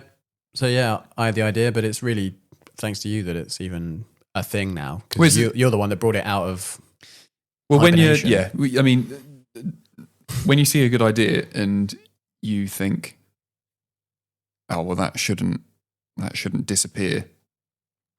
Hop onto it. I completely forgot about gallery assistants. Well, another thing about gallery assistants is it nearly became a 2-host thing anyway, didn't it? Yeah, because I was going to ask if you wanted to become co-host in that. So I don't bloody shut up. He doesn't stop talking and his phone keeps pinging on the bloody recording. Unbelievable. But yeah, a Gallery Assistants was a podcast that I did before this, which invited members of the Gallery Assistant team to discuss the shows, basically. Personal experience, anecdotes, this, that, and the other. I think we did 4, 5, something like that.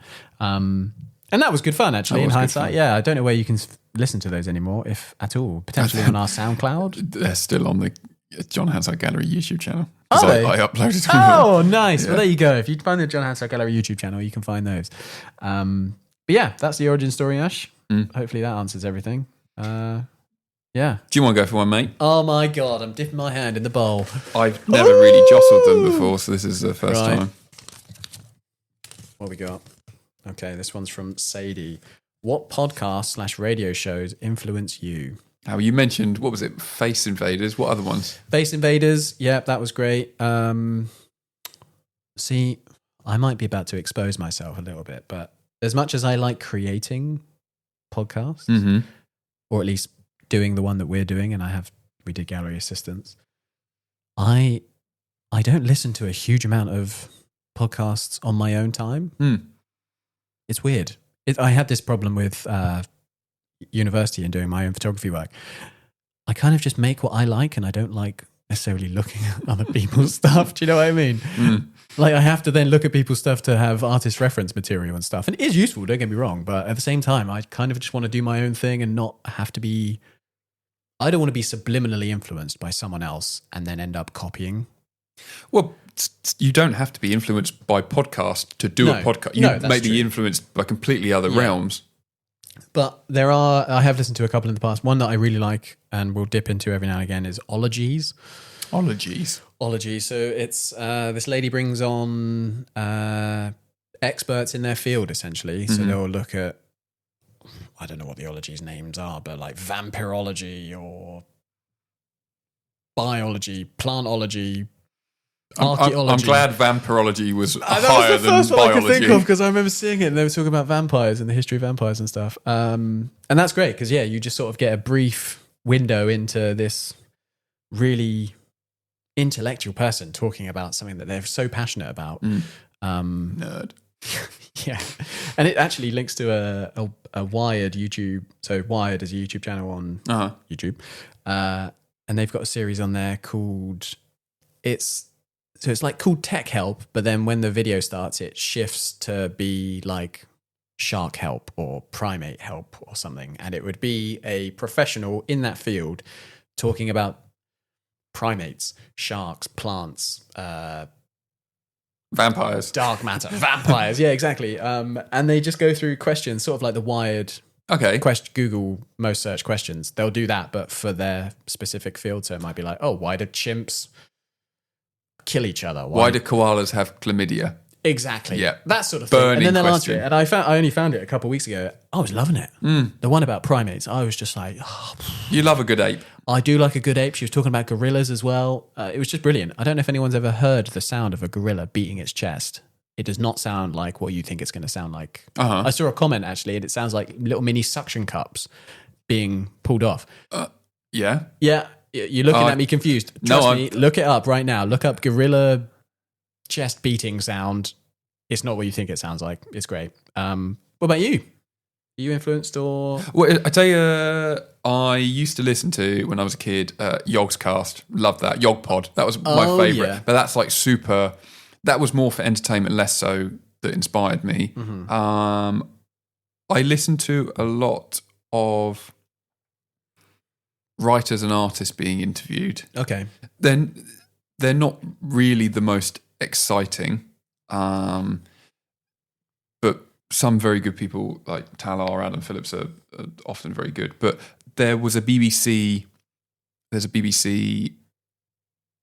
series called In Our Time, and that picks up on various subjects. Often for me, it's like psychoanalysis and stuff. And then Ben Luke doing A Brush With. That's a art-based podcast. That's great. I think, funny enough, Ben Luke even interviewed Grace Lau for really? Portraits of Chances. Yeah, that's cool. Yeah. His name is Ben Luke. Ben Luke. Interesting. 2 first names. His name. Wow. But yeah, that's for me. Cool. Right, number 3. Go on then. Jocelyn, mate. Get in there. You tendrils. Okie dokie. Who in art history and who today would you love to interview? And that's from Rachel. Right, go on, I'll let you start. Who in art history? And who today? MC Escher. Really? Yeah. I'm sorry, there's no way you come up with that level of like weird drawings and not be an interesting person to chat to. I've never looked up interviews, if they did any written interviews. I don't know much about MC Escher at all, other than seeing his work and having a cool name. He'd be great. I'd really enjoy that. Anybody today? Anyone today? I'm really bad with what's going on currently, to be quite honest. I'm going to have a think on that one. Okay. I'm going to pass it on to you and then I'll come back to it. Well, in terms of today, I'd love to talk to Adam Phillips. Adam Phillips is a psychoanalyst, and I read a lot of his work. I think he is very, very, very, very good. In terms of art history, that is a good question.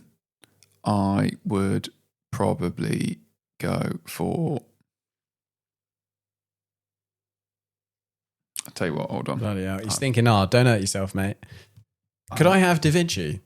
Oh, you can absolutely have Da Vinci. Okay, yeah. I'd get Da Vinci in on the equation as well. I think him and MC Escher would have a field day with each other. I think they absolutely Never mind would. the language barrier, but, you know. No, forget We'd all about be having that. a good time. They'd be showing off their drawings. I'd be there just completely confused. Artists today. I mean, I would have liked to have interviewed Haroon. Haroon, yeah. Just to get more info and backstory on Dream Machine. I bang on about it all the bloody time, but that's only because I had such an incredible experience actually seeing it in person, and for so long. A lot of people just come in and see it the one time. I was sitting with it for 3 months. Yeah, that's a long time. It was like a drug. It was that good. Oh, chasing the dragon ever since, basically. I'll add another one for today. Go on. And that is a painter, Celia Paul. Celia Paul, I would happily sit down and talk to. In terms of history, though, from art history, I think I would like to talk to, let's go, Wilhelm Hammershøi, or... Who? Can you say that again? Wilhelm Hammershøi or Hammershøi. I think he's a Danish painter. It would either be him or... yeah,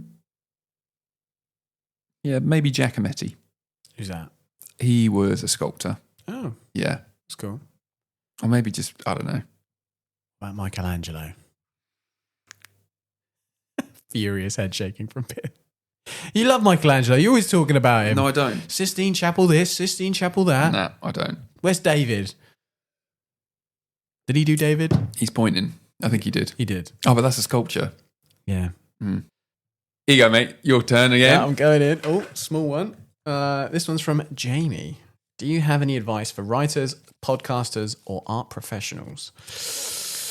Oh my God.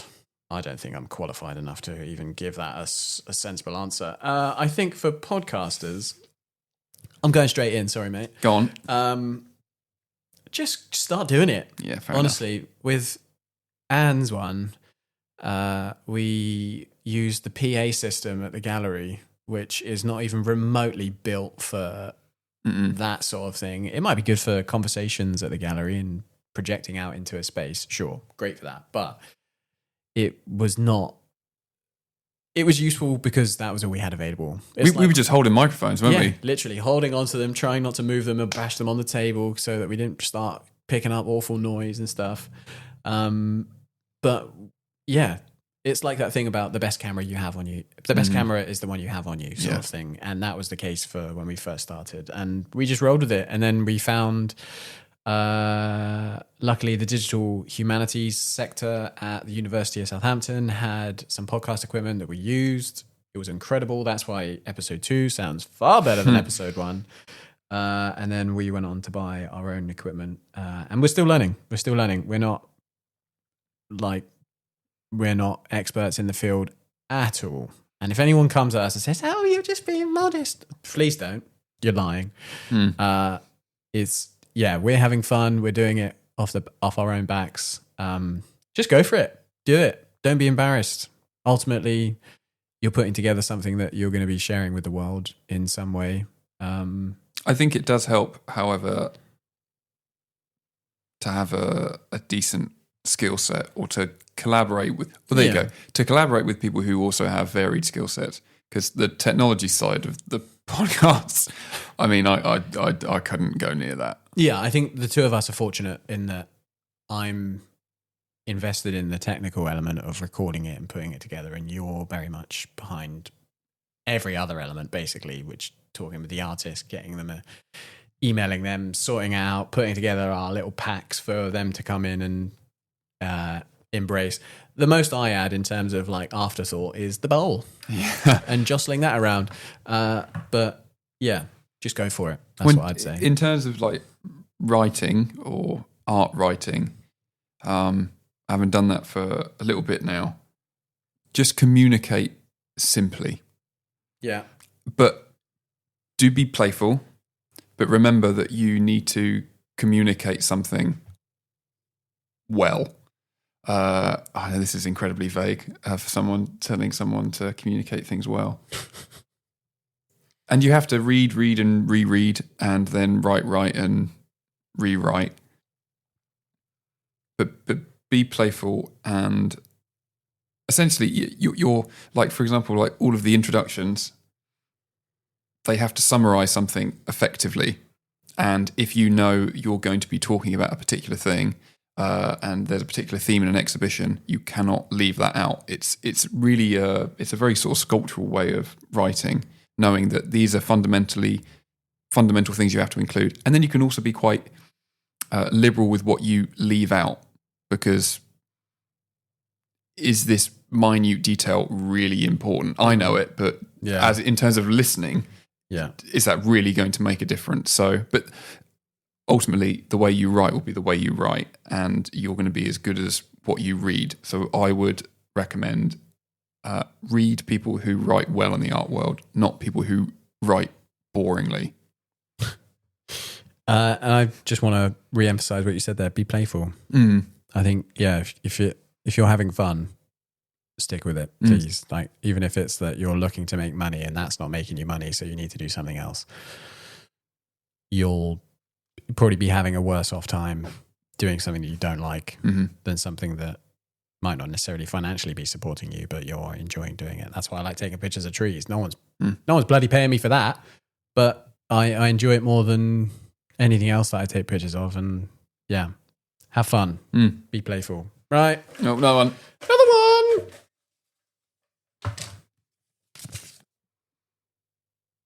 Would you ever do On the Gallery Floor live? And that comes from Andrew. Would that work? No. It's a bit difficult, isn't it? Yeah, I'm immediately saying no. Only because we're amateurs currently. We're not on the level of presenters that do this stuff live. We're not media trained. Yeah, I'd probably say the wrong thing. Something would come out. I don't know. Doing this in an environment that allows us to sort of just do a quick redo or an undo and then start again is hugely beneficial for us when we're not. This is our 8th episode, for example. Like, we're not established podcasters that have done this for years. So, and some things work really well, some things don't. Don't get me wrong. The see, this is what I'm talking about. The initial idea came from doing interviews, videos of the two of us on the floor. That was another thing actually about the original idea, is that it was meant to be videos like looking down on us on the gallery floor. Well, because we wondered, could we do that? Yeah, but no. Again, it's how you try and make that and I've work. got a face for radio. Rubbish. I've got hair for radio. So Andrew, I don't think it will go live, at least in the foreseeable future. Yeah, no. So sorry to disappoint you, but we won't be gracing your eyes with our presence, unfortunately. I think you could do, I don't know. Having been around people interviewing artists or writers, I mean, in a way, the best ones are when we're really not needed. We just ask a question and that's it. Like, the best interviews like that, the artist just speaks. Yeah. Whereas I think ours is a bit more, we try and make it more informal, more relaxed, and everybody try and pitch in. Whereas, could that happen live? I think there'd be too much strain on it trying to appear natural in a over. I mean, this has an audience anyway, but we're not around them. In front of people, I'd put me off. Don't know about you. I'd be freaking out. Yeah. I think they'd be freaking out, the guest. Yeah, I'd be far too self-conscious. I'd have to, I just wouldn't like it. Sorry, Andrew. It's a no from me, and I'm gonna press my big red buzzer, and pass. But who knows? Who knows? Maybe one day. Okay, we've got one left. Last one for you. you. I'm going in, mate. Shake it for me. Terrible. Oh, it's popped outlet. Oh, look. There we go. So, Sam, thank you for our final question. What do you hope On the Gallery Floor will become in 5 years' time? Fun. I knew Noah and the Whale was coming up. Yeah, that was coming out. Yeah. I don't know. 5 years' time, that's a long time. I've only been working at the gallery for 6 years. Like to think 5/6 of my time in the future, what will this be? It's taken 2 years for 8 episodes. Yeah. So another 8 would be fine. We've hardly been prolific with On the Gallery Floor, but I think that's fine. It gives people something to look forward to. It also takes a lot of time. It takes a lot of time. I'm sure with how prevalent podcasts are nowadays, everyone and your nan's got a podcast, it seems. We're on the bandwagon, but we're not chucking them out with the most vapid, pointless content on earth where they're discussing, your fans' oscillation speed or something. Like, we want this to be informative, fun. We're enjoying our time as much as we are enjoying our time with the artists. So we want to relish in that. And I think if we were to be doing it too often, we'd probably get sick of it, I think. It would be, it'd also need to be varied quite a lot. Varied, yeah. Because we have tried for this season, as much as we have been relying on the John Hansard Gallery's programme, there has been a lot of artists we have not talked to, and that's because we have tried to vary our own programme here. So you have got a sculptor, you have got a video maker, you have got a community exhibition, you've got a photography exhibition, you've got something that's more painterly. Otherwise we would just be, and we'd have to, which we hopefully will do in the future, vary it to other locations. I think Luke at one point said it'd be great to take it on the road and go on the gallery road, whatever the hell that means. I had an idea that we could go west on the south coast, basically stopping at different organizations and then end up in St Ives on at the Tate. That'd be a great idea. I think it would be absolutely hilarious, not only for the behind the scenes of just me and you driving around, God knows what that would be like, but it would just be fun. I think it would add like the sort of spice that we're looking for to sort of jazz up the program and have that variety. We would certainly get that going westerly. But in 5 years' time, hopefully it's as enjoyable and forthcoming as it is now. Hopefully it makes us some money. That'd be nice. That would be very nice. But it's been great fun. And we've enjoyed the last 2 years doing it. 2 years? I think it's been nearly 2 years. Nearly 2 years. And I'm sure the next 5 years will be equally as fun. It's not really felt like 2 years. But the episodes, honestly, I cannot stress how much work goes into the episodes. Like you can't just turn up and think, cool, let's just see how it goes. There's an element of, as I said before, spontaneity, but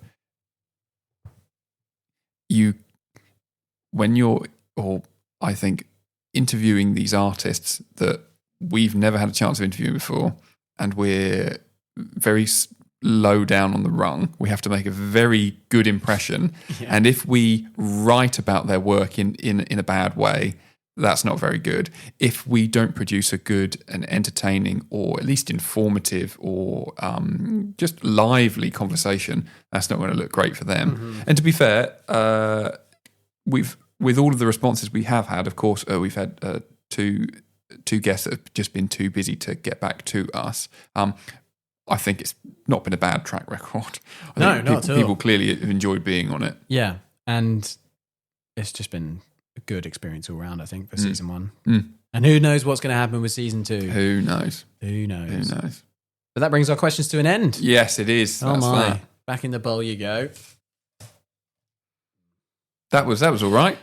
Yeah, that was good. That was fun. That was good. Our first bowl shaking experience. Bowl shaking experience. Before we finish, Luke and I would like to say a huge thank you to the many people who have supported On the Gallery Floor during its first season. Thank you to all of our guests, Anne Talentire, David Blandy, Mel, Leah and Sarah, Billy Zangewa, Grace Lau, Julian Greater and Ros Carter. Thank you to John Hansard Gallery for trusting our vision.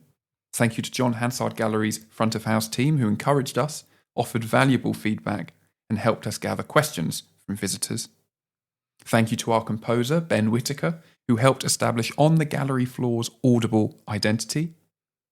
Thank you to Southampton City Art Gallery for supporting our first venture outside of John Hansard Gallery. Thank you to everyone who kindly submitted questions. Thank you to our listeners who have regularly tuned in and recommended our episodes to others.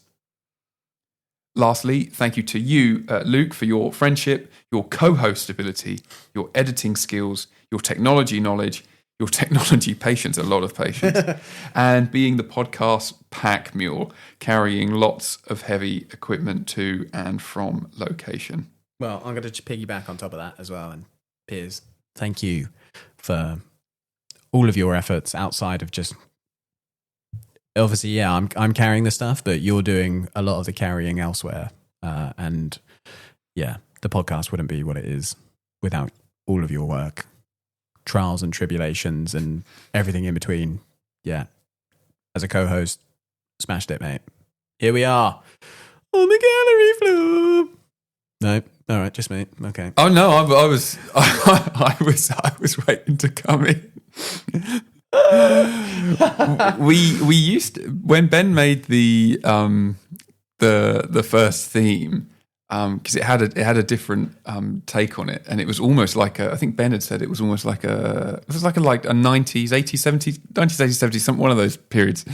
30 years, 30-year period, where it was like a sitcom with like a piano-y, jaunty number, and it was like on the gallery floor. It was like that. It was brilliant. It was really, really good. But we thought, oh gosh, maybe we need something a bit more sort of tech. And then, so when you hear the da-na-na-na-na-na, it is the on the gallery floor. Yeah, it's very good. It's brilliant. It's very good. Thank you, Ben. So yeah, another thanks. Yeah, thanks, Ben. Always good. We'll be seeing you next time then. On the gallery floor. There we go. Gosh. Amazing. Thank you very much for listening. If you'd like to learn more about the On the Gallery Floor podcast, then please visit www.jhg.art. You can connect with us on Instagram via the handle @onthegalleryfloor or email us at onthegalleryfloor@outlook.com. So go on, send us a message if you've got any questions or if you'd like to work with us. We'll be back for more next time on the gallery floor.